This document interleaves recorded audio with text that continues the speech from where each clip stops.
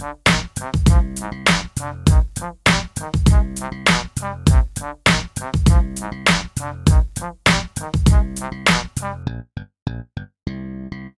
already summarized a lot of content for 2016, but it's time to run down the top 10 biggest stories of the year. Let's begin.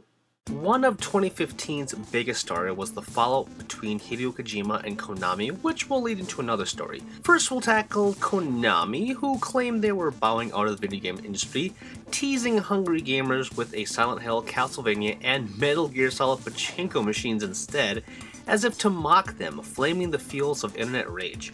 Yet in a weird twist of fate, the studio is actually making a new game that's based off of the burned bridges of Hideo Kojima's darling franchise, Metal Gear Survive.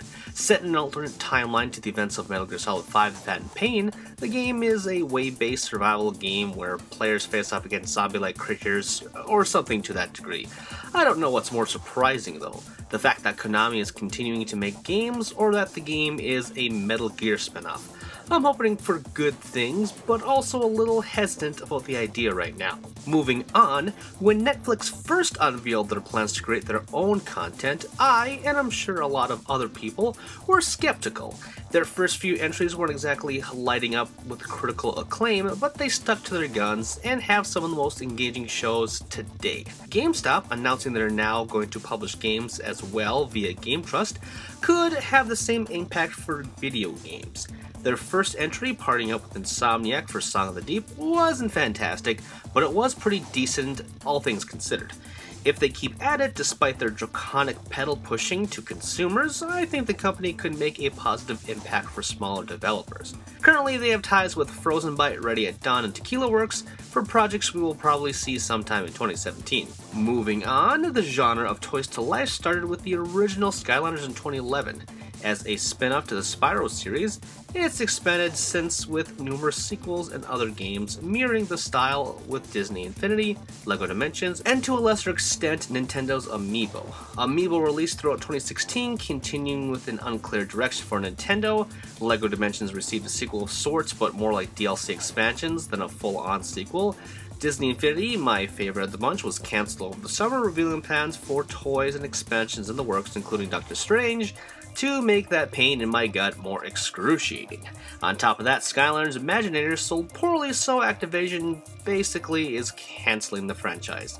Does that mean forever? And what does that mean for Amiibo and LEGO Dimensions?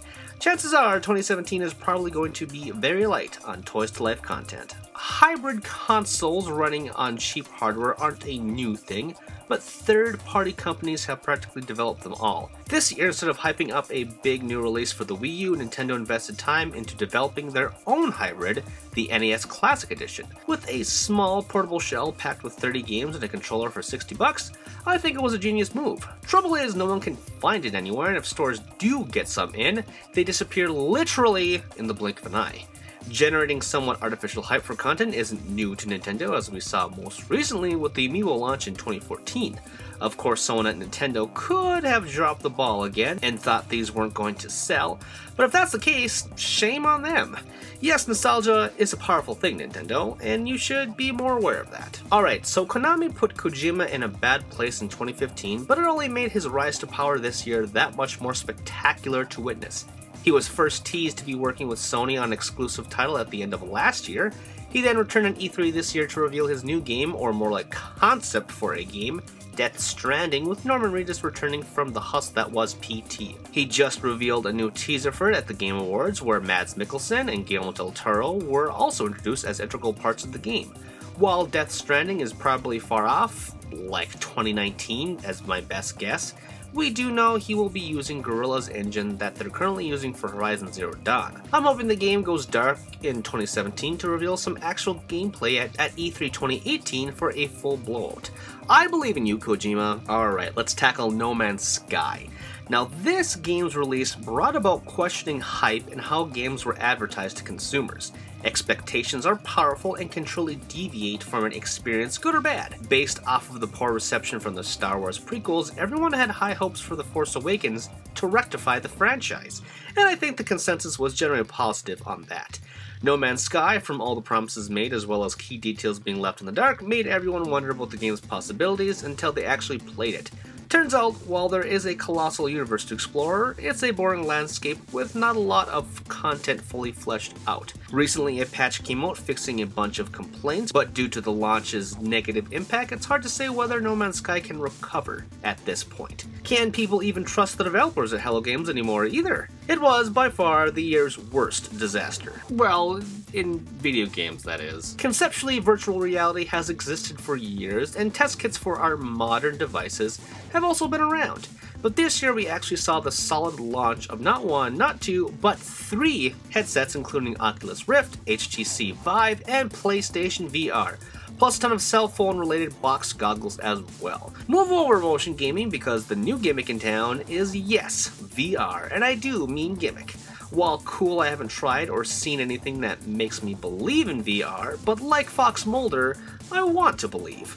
I want to be immersed in something other than a set of mini-games or on-rail experiences. Maybe that game will be Resident Evil 7 in 2017, but as it stands now, popular or not, I'm still not sold on VR. Along with the release of VR headsets, 3 actual consoles were officially announced this year, after numerous leaks and code names. Well, technically the Xbox One successor is still called Project Scorpio. Anyway, that system is supposed to be a slight step up from the PS4 Pro, which was first unveiled as the PS4 Neo. Things haven't been smooth sailing for that console, as a lot of games run worse on the system, probably due to older designs in mind. The one console that has me jazzed as truly something new is the Nintendo Switch, but in a way, it too is just a step above the predecessor, which is the Wii U. It was a great prototype, but now I'm ready to see Nintendo's true vision for the fusion of portable and console gaming. Ouch! I just pinched myself, and nope, I am not dreaming. Final Fantasy 15 and The Last Guardian actually released within a week of each other, thus fulfilling promises first unveiled for the PS3. Despite a lot of issues I had with the last third of Final Fantasy 15, it's my personal game of the year for 2016, as I'm sure you've seen so far. The combat is so much fun, exploring the world with your brotherhood of leather-clad bros is fantastic, and the music is phenomenal. As to The Last Guardian, well, I wasn't a huge fan of it. I found the gameplay frustrating along with other technical issues, but I think the story was a fun ride. I don't think it's worth a struggle to play through though, but that's what YouTube is for. Plus, hey, I'm just one guy and the verdict on the game is positive, as is Final Fantasy 15 with other critics. So now we can at least put these jokes to rest and focus on the next big mystery, Half-Life 3. Come on Valve, where is it? And now we've come to number 1, which is of course, Nintendo going mobile. It was something people have demanded forever, but Nintendo finally went mobile in 2016, and I think their execution was rough, but popular despite that. Miitomo was a weird game, in quotes, to launch with that took consumers by surprise for a good week before retiring it. There just wasn't enough there to sustain a long-time commitment. Without a doubt, the biggest story, or more like phenomenon this year globally, was Pokemon Go. Yet for me, the lack of core mechanics known in the Pokemon games made me toss it aside after about a month, plus living in a rural area just didn't make the game great. Who knows how much Nintendo really had to do with it in Niantic and Game Freak, but I think they at least helped greenlight the project. As for their last game and most recent, Super Mario Run, I think it was a fine autorunner, but not worth $10. As for the future, Nintendo was expected to launch an Animal Crossing and Fire Emblem app in 2017, and based off of my experience with these 3 examples, I'm not really holding my breath for something great. My bet is Pokemon Go will continue to grow with updates throughout 2017, perhaps making next year's top 10 list as well. I can count on it. And that is the top 10 biggest stories of 2016. Thank you for joining me.